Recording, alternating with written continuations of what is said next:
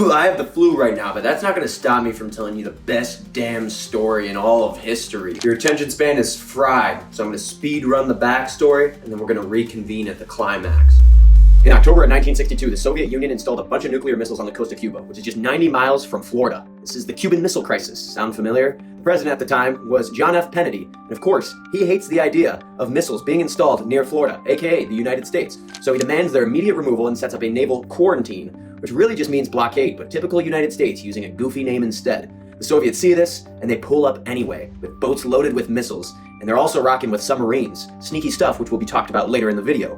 This is where our story lies. In the heat of battle, the fate of the universe in their hands, and the aliens had the death beam pointed at them.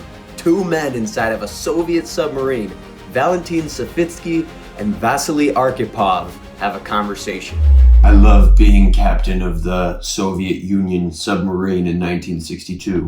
Whoa, what's that? We're being attacked. We have to attack them with nuclear torpedoes immediately. Savitsky, you always do this with the making a fool of yourself. It's hard to watch with the living in fear, but these are most likely just breach charges. Here we go with this guy and his ego. I say we nuclear torpedo these guys right now.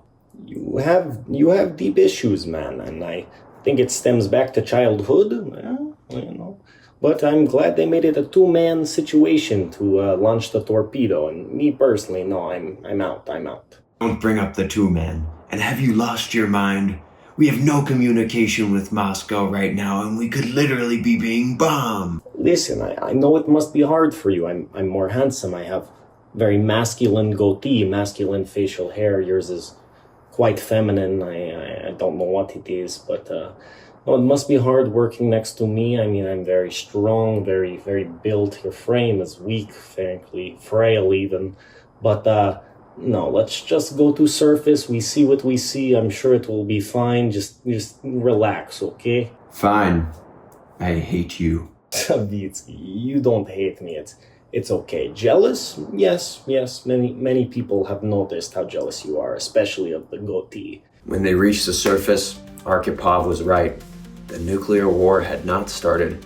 In fact, the next day, a treaty was made and the crisis had ended. The United States agreed to remove their own nuclear missiles from Turkey, which was near the Soviet Union, and a direct hotline was made between Moscow and Washington to prevent future crises. That's the story. Subscribe for more. We out.